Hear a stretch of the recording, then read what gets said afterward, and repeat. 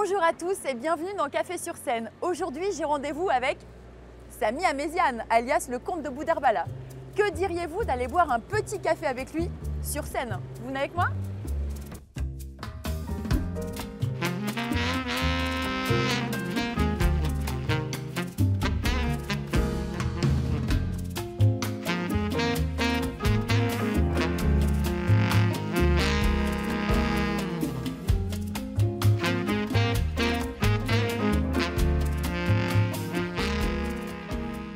Bonjour Samy, ou plutôt devrais-je dire bonjour monsieur le comte avec une petite révérence que j'ai préparée. On peut se tutoyer? Je t'en prie, bonjour Nathalie. Je dis Nathalie. Hein, je dis oui, Nathalie ou Nat, comme tu veux. Bon, enchanté. Donc on est ici chez toi, dans ton théâtre, oui, qui était avant une institution, le Caveau de la République. À quel moment t'es venue l'idée d'acheter un théâtre? Disons que c'était par souci d'indépendance, de pouvoir jouer quand on voulait, d'accueillir d'autres artistes. Et puis, moi, j'avais fait un petit peu toutes les salles à Paris. Je me disais, ça serait bien un jour d'avoir sa maison et puis pouvoir recevoir à domicile. C'est vrai que c'est un beau projet. Ouais, c'était une petite volonté de plus trop tergiverser sur plein de salles, parce que quand tu joues à Paris en résidence, moi j'aime bien donner rendez-vous aux gens, entre guillemets, à la maison. Et après en tournée, tu fais plein de salles en fait. Tu sillonnes la France. Donc tu as la possibilité de jouer partout ailleurs, mais c'est vrai que rester à Paris dans une salle identifiée où on a nos habitudes, je trouvais ça plus cool. Oui, c'est un confort d'être à la maison en fait, c'est ça. Bon, c'est toujours sympa. Alors, je vais faire une petite présentation rapide de ta vie. Si je fais une erreur, tu me dis. Hein. Donc, tu es né en 79 à Saint-Denis. Tu es kabyle d'origine. Tu as grandi à Saint-Denis et tu as étudié au lycée Paul Éluard. Tu décroches un bac en 97, puis un bac plus 5 en langues étrangères appliquées. Les études, c'était ta volonté ou la famille? Non, c'était pas nécessairement la famille, mais c'était plus pour avoir un petit matelas on ne sait jamais au cas où. Parce qu'à la base, moi, ma passion, c'est le basket. Et on a essayé d'être basketteur malgré ce physique ingrat. Et après, on s'est dit, tiens, au moins, ça nous ouvrira d'autres portes. Et ça a été le cas parce que grâce aux études, ça m'a amené vers d'autres choses. Donc c'était sympa. Alors, il paraît que tu parles 6 langues. Français, anglais, italien, espagnol, j'ai bien appris. Alors, ça, c'est mes kabyle langues d'études. Arabe. Ça, c'est mes langues d'études. Après, le kabyle, j'ai appris à la maison, mais c'est le kabyle usuel que j'ai appris avec les parents. Donc, les choses basiques pour se débrouiller en famille. Et l'arabe dialectal, j'ai appris en Algérie sur le tard, parce que j'ai joué en équipe d'Algérie de basket, et forcément, les gars se moquaient un peu de moi et de mon non-arabe, donc on était obligé d'apprendre quelques trucs. Et après, quand on grandit à Saint-Denis, on est baigné dans les langues étrangères, entre le créole guadeloupéen, le serbo-croate, c'est le congolais, le lingala, je vais dire. Donc c'est cosmopolite. Donc forcément, sur les terrains de basket aussi, on a l'oreille qui est très rapidement... Et on apprend vite. Ah ouais, c'est obligatoire. Et alors, tu pourrais me dire quelque chose en kabyle, par exemple, genre café sur Seine en kabyle? Les cafés sur Seine, kahwa Dilsen. Bien. Et en italien? Café nella scena. Bon, c'est pas compliqué. Hein. Sulla scena. Café sous la chaîne. Café sous la chaîne. Alors, avant de devenir le comte de Boudherbala, tu avais une autre vie. Sans trop revenir trop longuement sur ton passé, qu'est-ce qu'il reste de cette vie, justement? Bon, moi, j'ai joué au basket, on va dire à haut niveau. J'ai fait toutes les divisions sauf la première, mais ce qui est resté, c'est la discipline de travail. C'est-à-dire, s'entraîner tous les jours, plusieurs heures. Cette discipline-là, tu la transformes en discipline de travail. Une rigueur. Sur scène, c'est ça, une rigueur, des habitudes, la répétition, parce que finalement, le sport, c'est la répétition, et la scène, c'est un petit peu ça aussi. D'ailleurs, tu racontes souvent qu'on te donnait des petits surnoms, parce que tu n'avais pas les critères physiques pour être basketteur. Un physique dégueulasse, hein, tu imagines. C'était quoi les petits surnoms? Moi, j'ai tout eu, le nain, petit poney, le marbrier, petit portugais. Ouais, non, j'ai tout eu, j'ai tout eu. Alors donc, ta carrière s'arrête suite à une blessure à l'épaule. Donc, retour en France. Et là, tu rencontres, enfin, ou tu revois ton meilleur ami, Fabien, alias Grand Corps Malade. Et quel a été son rôle dans ta carrière d'humoriste? Ben, disons que voilà, c'était un ami d'enfance. Il m'a beaucoup aidé justement dans l'expression de soi. Nous, on a commencé au slam à l'époque avec un autre ami d'enfance qui s'appelle Jackie Ido.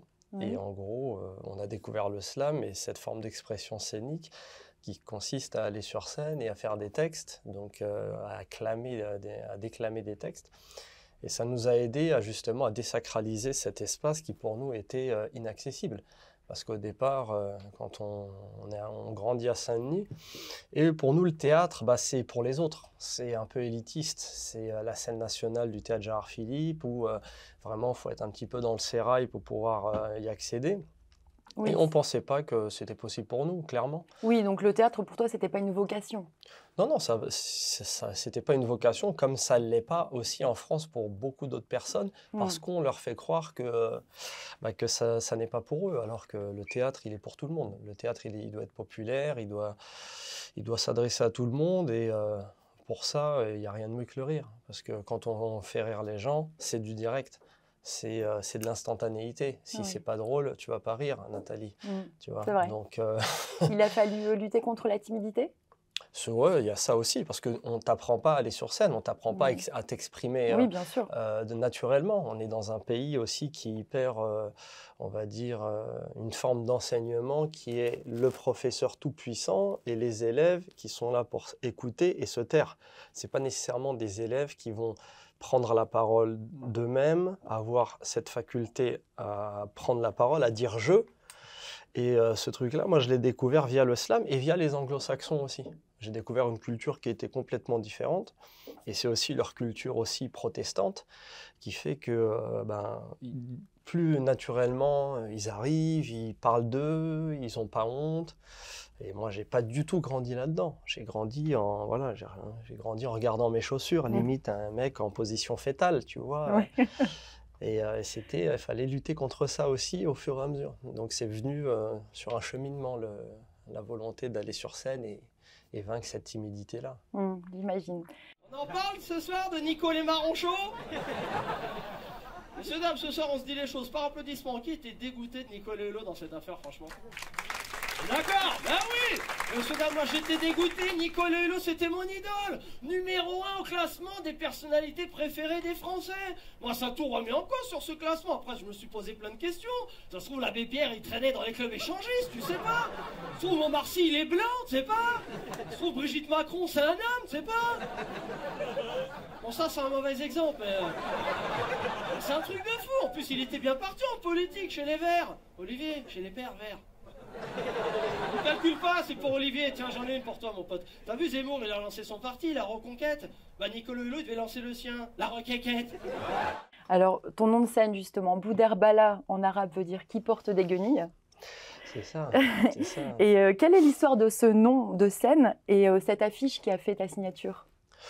Franchement, c'est parti d'un délire, mais comme tout ça, hein. C'est parti d'un délire, c'est-à-dire que moi, voilà, j'étais le bout en train des potes, je sentais que j'avais une faculté à faire rire et à déconner, mais je ne me voyais absolument pas sur scène. Et mes amis me poussant, et moi voyant cette capacité via le slam et après via le stand-up à aller sur scène et à y faire rire des gens, je me disais, tiens, pourquoi ne pas tenter le coup ? chose. Et après, justement, c'est venu au slam il y a maintenant 20 ans, parce que nous, notre première scène, c'était en 2003, à Place Clichy, à la Terenga, feu la Terenga. Et on arrive et on voit plein d'autres slammeurs qui choisissent des pseudos. Et nous, on se dit, tiens, on n'est pas plus con que les autres, on va choisir des pseudos un peu rocambolesques. On a choisi nos pseudos et Bouderbala, le comte de Bouderbala, pardon, pourquoi? Parce que Bouderbala, comme tu disais en arabe, c'est les haillons, les guenilles. Et le comte, parce que venant de la ville de Saint-Denis, avec la basilique où tous les rois de France sont enterrés, c'était une espèce de faux noble, un aristocrate, un aristocrasseux. Ça correspondait à, un aristocrate, c'est mon allure physique. Ouais, c'est ça. Alors, si tu n'avais pas été humoriste, tu aurais fait quoi comme métier? Moi, j'étais parti pour continuer le basket. Hein. Après, oui. ouais, parce que cette blessure, elle intervient à 27 ans. Mais je suis dans mon processus où je rentre des États-Unis, le basket, ça repart. J'ai cette bursite à l'épaule et en gros, je dois me faire une petite rééducation qui doit durer 1 an. Mais je me dis, bah tiens, cette année-là, je vais essayer d'en profiter pour essayer de réfléchir à l'après-basket. Et le calcul a été simple. Je me suis dit, bah tiens, est-ce que j'ai un potentiel scénique? Je vois que j'ai un potentiel scénique et je me dis, bah tiens, le basket, je vais le mettre un peu de côté parce que forcément, ce métier-là va me procurer beaucoup plus une latitude beaucoup plus grande, un spectre beaucoup plus balèze sur des possibilités de reconversion. Oui. Et puis, ça a été un déclic aussi. Quand tu vois que tu arrives à faire rire des gens comme ça et c'est un tel kiff, tu te dis, bah, c'est ça que j'ai envie de faire. Ah oui, j'imagine. Et tu joues encore au basket d'ailleurs de temps en temps? Non, non, faut arrêter les Plus le temps. conneries, faut arrêter les conneries, Nathalie. Le corps dit stop, le corps dit 44 ans, c'est terminé. Non, après, j'essaie de me maintenir. C'est jeune, 44 ans, non? Ouais, bah après, le problème, c'est maintenant, si tu te blesses, tu te fais une petite blessure, tu mets 4 mois pour revenir. Oui, c'est ça. 5 C'est comme mois, quand on sort. Hein. C'est pareil. À l'époque, tu prenais une cuite, Oui. le lendemain, tu étais au boulot. Maintenant, il faut une semaine pour s'en remettre. Voilà, tu connais. C'est clair. On a le même âge, donc... Tu te souviens de ta première scène? Tu te souviens où, quand, il y avait beaucoup de personnes? Ouais, je m'en souviens très très bien parce que forcément ça marque. C'était le Comic Street Show en octobre 2005 et ça s'est bien passé. Et en fait, je suis face à un public urbain, entre guillemets, Robert Renoir, bonne rigolade, et je me dis, mais voilà, c'est là, c'est ce que j'ai envie de faire. Et c'était un sketch qui était dégueulasse d'ailleurs à l'époque, qui était vraiment pas abouti, mais ça fonctionnait. Donc c'est là où j'ai le déclic. Je me dis, mais il faut que je poursuive, il faut que je bosse. Et T'as une révélation. Ouais, ça m'a aidé. À l'époque, c'était un gars qui s'appelait Tonje Bakang qui avait monté ça. C'était un peu pompé sur le Def Jam Comedy de Russell Simons. Et il y avait un gars qui s'appelait le Kafir, qui était DJ, qui ambiançait la salle, et le réservoir était blindé de chez blindé. Tu avais, je crois, 300 et quelques personnes, alors que la capacité, c'est de 200, et tu avais du monde sur les murs, et c'était un truc de dingue. Et donc, c'était cette première soirée où j'ai eu ce déclic avec les gars, et on s'est dit, bah tiens, we gotta do that, we gotta do it. Tiens.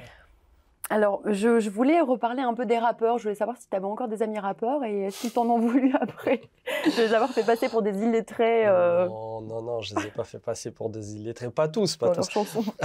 Non, j'ai voulu les charrier parce que moi, je viens du hip-hop à la base. Oui, bah oui. Je viens du hip-hop, je viens de Saint-Denis. J'ai toujours été fan de rap. Moi, mais les premiers disques que j'écoute, c'est NTM, Le Monde de Demain, à l'époque sur les vinyles. Donc, vraiment, c'est le grand frère qui met ça dans la chambre. Donc, moi, c'est ma première perception voilà, de la rue, du ghetto. Et après, mon cheminement, c'était justement le basket. Et le basket, c'est hyper hip-hop.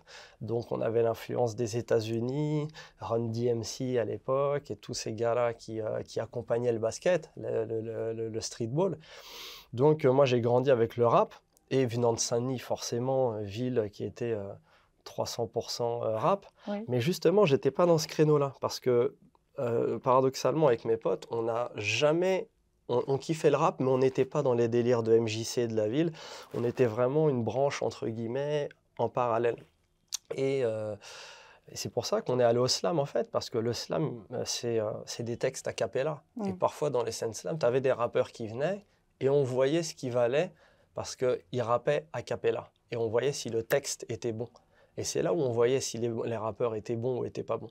Parce que quand tu as une bonne instru qui tabasse et que ça cartonne, bah, t'as beau avoir un texte qui est pauvre, bah, ça va quand même faire un hit. Oui. Alors que là, on voyait au texte nu, si ça marchait, on se disait « Ah ouais, lui, c'est un bon ».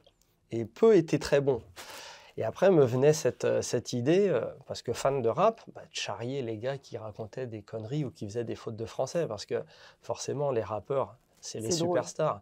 C'est des gars qui ont une aura. C'est des gars qui étaient influenceurs avant l'époque. Oui. Donc, savoir ce que ces gars-là avaient derrière la tête, parce que moi, c'est toujours ça qui m'a intéressé. C'était le cerveau derrière l'artiste. Et j'ai voulu tailler un peu, mais moi, j'ai toujours été fan, que ce soit de Sefiu, Sniper, tous les mecs des Booba, ces mecs-là que j'ai taillés, j'adorais leurs textes. Oui. Et les gens confondent beaucoup le slam et le rap. Hein. On est d'accord pour dire que ça n'a rien à voir. Hein. Pour mettre les gens d'accord, on va dire que le slam est le cousin du rap Sauf que le slam est allé à l'école. Ah non, non.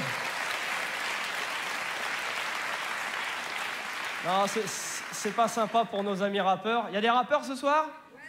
Ah. Ah, bien joué, elle a réussi à trouver le théâtre, c'est bien.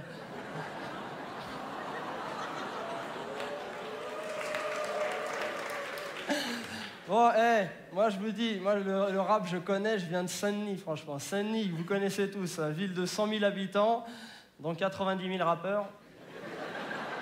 Un truc que j'ai jamais compris dans cette ville, à chaque fois qu'il y avait un fait divers dans la ville, véridique, la mairie organisait toujours un concert de rap pour apaiser les jeunes. Maintenant, je suis heureuse de te décerner le prix de la longévité en un seul spectacle. 12 ans pour le premier, 8 ans pour le deuxième. C'est ton petit côté Laurent Voulzy? Alors en fait, un album tous les 10 ans? Non, ouais, j'ai voulu être long, mais sur le premier spectacle, en gros, je charriais, je disais, j'avais tenu 9-10 ans, mais en fait c'est faux, j'ai fait 7 ans. Le premier, j'ai fait 7 ans, le deuxième, j'ai fait 3 ans, et celui-là, il a 1 an et demi, on va dire, et je vais faire un spectacle par an à partir de cette année. Mais c'est peut-être un confort aussi de jouer un succès. En fait, ce qui s'est passé, c'est que le premier spectacle, le succès était tel que forcément tu continues à le jouer, mais surtout, moi, ma stratégie, c'était d'asseoir un public et d'essayer de convaincre le maximum de gens chaque soir, les yeux dans les yeux, pour ne pas passer dans les médias. Parce que les médias, c'est très compliqué. Quand tu es comique, on te demande d'être marrant direct, de faire la bonne blague, de faire la roulade, de faire le ci, le là. C'est pas quelque chose que je savais nécessairement faire, que je voulais faire. Donc, je me suis dit, moi, mon métier, c'est d'être sur scène, mais ce que je raconte sur scène, je ne peux pas le raconter dans les médias, je ne peux pas le raconter en chaîne, en télé, chez Arthur, chez Hanouna, chez tous ces gars-là. Je ne peux pas, parce que mes vannes vont être mal interprétées. Je vais passer pour un islamophobe, un antisémite, un homophobe, un mec chelou. Donc, en gros, dès que c'est sorti du contexte, c'était des problèmes. C'est pour ça que je disais aux gens, venez voir sur scène ce qu'on raconte. On est 1h30 ensemble. On peut aller super loin. On peut dire des choses vraiment qu'on peut pas dire en télé, qu'on peut pas dire dans les médias. Donné, en télé, c'est coupé, donc c'est repris, et ils reprennent juste un bout de phrase après qui fait polémique derrière. Tu passes pour un vilain derrière. Donc, c'est pas notre métier. Nous, notre métier, c'est de faire rire les gens sur scène. Donc, c'est pour moi le vrai dernier espace de liberté totale, d'expression, je veux dire, parce que ce que tu dis ici, tu peux pas le dire ailleurs. Oui, c'est ta scène, c'est ton... mais même, tu demandes aux autres collègues, on a tous le même discours. Pourquoi? Parce que c'est ici que se passent les choses, c'est ici la vérité. La vérité, tu l'as pendant 1h30 avec le public, les yeux dans les yeux, sans faux semblant, il y a une gradation, ça va crescendo, on peut se parler à bâton rompu. Donc forcément, tu ne développes pas du tout le même rapport qu'en télé ou en radio ou sur Internet, parce que les laps de temps sont beaucoup plus réduits. La télé, si ce n'est pas marrant tout de suite, ou il ne se passe pas un truc, ou tu ne fais pas un truc de dingo, les gens, ils zappent. Et forcément, quand tu es animateur télé, tu ne veux pas que les gens zappent, tu veux que ça marche. Donc, tu veux que les gens ils restent sur ton émission. Donc, tu es obligé de faire des trucs de dingo. Ce n'est pas notre métier. Nous, notre métier, c'est de raconter des histoires, c'est de faire rire les gens dans la durée. Et c'est justement faire ce truc de prendre son temps. Et dans les médias, on ne prend plus le temps. C'est vrai. Alors, aujourd'hui, tu joues le 3. Et qu'est-ce que tu n'avais pas dit dans les 2 premiers? Dans les 2 premiers, je ne vais pas te mentir, je parlais de moi sans parler de moi, c'est-à-dire que c'était beaucoup de prétextes. Moi, je rentrais des États-Unis, j'avais vécu une histoire extraordinaire, je voulais raconter un peu les 2 systèmes de société, le système français, le système américain. Donc, je faisais beaucoup de parallèles, mais je me cachais beaucoup. Je ne parlais pas de moi parce que moi, j'ai toujours eu une pudeur à aller sur scène et à parler de moi parce que je me disais que les gens s'en foutent. Je ne suis pas là pour ça. Et après, sur ce 3e spectacle, j'ai voulu... entrer un peu plus dans les détails de mon point de vue personnel, de mon développement, que ce soit dans la parentalité ou vis-à-vis des parents, vis-à-vis de la France, ou vis-à-vis du public, ou vis-à-vis des milieux que je touche à droite à gauche, des icônes médiatiques qu'on te présente, qu'on te propose, des médias. Donc c'est un spectacle qui est beaucoup plus personnel, qui est beaucoup plus corrosif. J'ose le dire, c'est le spectacle de la maturité? Ouais, c'est un truc de mytho de dire ça. Après, parce que tous les rappeurs disent ça, genre ouais, j'ai grandi, c'est la maturité. Moi, j'ai toujours été mûr. Je pense pas avoir été immature auparavant. Sauf que, au départ, tu rentres dans un game, tu fais un premier spectacle, il y a beaucoup d'indulgence. Pourquoi? Parce que les gens te découvrent. Donc, ils vont te donner le crédit de ah ben, on le connaît pas, même si c'est moyen, c'est pas grave. Après, le deuxième, il faut que tu confirmes. Et là, tu te fais massacrer. Et là, le troisième, tu fais ce que tu as à faire. Ouais. Tu fais ce que tu as à faire. Ouais. Et moi, c'est mon développement. C'est pour ça que j'ai voulu avoir cette salle. C'est parce que je voulais ne plus dépendre de tous les gens qui te jugent dans le métier. Parce que, dans le milieu, pardon. Parce que le métier, il est mortel. Mais le milieu, il est dégueulasse. C'est ça le problème. C'est que le milieu, il est compliqué. Parce que si tu ne vas pas faire le canard avec un tel, tu passes pour un connard. Si tu ne vas pas faire le canard avec un tel, tu passes pour un mec bizarre. Et ce n'est pas notre métier. Notre métier, c'est d'être indépendant. Te protéger aussi avec ce théâtre. Bah oui, mais pour moi, c'est un truc qui est évident. Plus tu as de connivence avec, que ce soit les gens qui ont du pouvoir, plus ça va être compliqué. Parce que tu ne peux pas aller taper sur un tel et être cool avec l'autre qui est exactement le même opposé, mais parce qu'il est de l'autre partie du terrain et parce qu'il te met bien. Mais ça, ce n'est pas notre métier. Notre métier, c'est d'être impartial. Et on doit tabasser tout le monde. Et c'est pour ça que les gens nous aiment. Parce que si tu vas faire le canard avec un tel et tu fais le révolutionnaire d'un côté et tu vas faire le suceur de l'autre, ça passe pas. Et ça, tu peux pas mentir aux gens. Donc c'est pour ça que je trouve ce métier génial. Parce que tu es dans une vérité. Et la vérité passe par le rire, parce que là, je suis relou. Mais quand c'est marrant, c'est beaucoup plus sympa. Mais tu vois, c'est pas qu'un métier où tu fais le connard, où tu racontes des conneries. C'est un métier aussi où tu peux aussi dire des choses. Tu peux faire l'abruti. Tu peux te mettre en danger, ça fait rire aussi. Hein.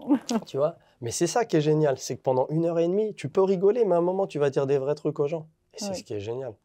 Parce que tu vois, derrière le délire du clown, tu as une bête blessée, tu as un conquérant, tu as un révolutionnaire, tu as un mec qui veut t'inviter à manger, tu as un mec qui veut construire avec toi. Donc, tu as tout ça. C'est pour ça que je trouve ce métier qui est exceptionnel. Et il est exceptionnel parce que c'est les gens qui te choisissent. Parce que c'est les gens qui te donnent le métier. C'est eux qui te disent « continue à travailler ». C'est pour ça que moi, j'adore ce métier. Alors, il faut continuer, surtout. Alors, dans ton dernier spectacle, tu parles de ta carrière au cinéma et de ton grand talent d'acteur de façon ironique. La peur. Et dans quel film tu aurais aimé jouer ?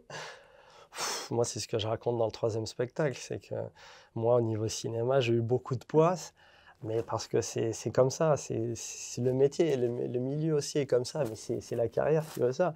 Après, moi, j'ai fait des films dont je suis hyper fier. Hein. Les Seigneurs, j'étais content d'être dedans. L'Angle mort, j'étais content d'être dedans. Là, récemment, Pétaouchnok, j'étais content d'être dedans. J'ai d'autres projets qui, j'espère, aboutiront. Mais t'aimerais pas faire ton film, justement, parce qu'apparemment, t'aimes les chevaux. Tu voudrais pas faire un western? C'est Aramis, appelle-moi Porthos, mais vraiment Porthos, l'allure de Porthos, mais de Lisbonne. Non, après, moi, c'est la rencontre que je trouve drôle. Ouais, c'est ce que je raconte dans le 3e show, c'est que quand Édouard Deluc vient au spectacle et voit le show et à la fin, il me propose ce rôle, moi, je trouve la rencontre déjà dingue et je me dis, bon, allez, allons-y, alors que j'y connais rien à l'équitation. Et il s'ensuit tout ce qui s'ensuit. Bon, pour connaître le sketch, faut venir voir le spectacle. Les Pyrénées en Majesté. Ah, sur le chemin. C'est vrai qu'on a la dalle. Il y a des ours alors? Il y a des ours. Ah oui, il y a des ours. Mais on peut en voir ou? Non, on n'en verra pas. C'est hyper sécurisé. On va pas... Et... Wistiti Banana. Faut que tu te détendes. D'accord, c'est la base de tout. Mais ce métier tend à ça, c'est les rencontres. Et c'est là où tu peux rencontrer tout le monde. Tu rencontres tout le monde. Et surtout, tu te rencontres toi. Donc, tu n'as pas les mêmes velléités quand tu débutes, quand tu es au milieu et quand tu es sur le déclin. Et même quand tu es sur le déclin, ça repart. Parce que tous les soirs, ça repart. C'est un métier qui est génial parce que même si tu n'es plus en média et que les gens ne voient plus, mais tu es là. Tu occupes le terrain. Donc, Et d'ailleurs, c'est quoi l'entraînement le plus exigeant? C'est humoriste ou sportif? Je t'ai dit, pour moi, il y a beaucoup de ressemblances. Hein. Sportif, c'est plus compliqué parce que tu as une longévité qui est moindre. Tu sais que tu as 20 ans à gratter dans le sport. et à la fin, tu vas être courbé. Acting ou comédien, tu apprends tout le temps. T'apprends tout le temps et tu crées ce que tu proposes. Donc, c'est illimité, c'est infini. Ouais. Donc, c'est ça qui est plaisant aussi. C'est ce qui est génial. Ça veut dire que tous les jours, tu peux proposer quelque chose et tu es ton propre patron. Donc, c'est un métier. Et c'est pour ça qu'il y a de plus en plus de gens qui vont sur scène, à mon avis. Tu connais le théâtre par cœur, donc tu peux nous faire visiter le petit recoin? Allez, on le connaît. Le petit recoin préféré. On le connaît bien, on le connaît bien. Bon, bah, c'est super. Et en tout cas, j'aimerais bien avant faire un petit selfie avec toi sur scène. Eh bien, allons-y. Bien? Oh, bah, très bien, très bien. Montre-moi ton joli théâtre. Et ben voilà, Théâtre Le République, 120 ans d'humour, enfin un peu plus de 120 ans, c'était l'ancien caveau de la République. Et petite salle sympathique de 500 places à peu près modulable. Ah oui, tu mets 500 places ici, 500 personnes. 500 personnes. Et une ambiance chaleureuse, un rapport scène-salle exceptionnel parce que tu es vraiment encerclé par le public. Et c'est une ambiance de fou. Merci Samy pour toutes ces confessions et pour ce moment partagé. J'ai vraiment apprécié. C'est un plaisir. Et j'espère revenir bientôt pour une prochaine interview. Et ben, reviens quand tu veux. Plein d'autres artistes qui t'attendront. Ah oui, avec plaisir. Et puis on t'accueillera avec plaisir.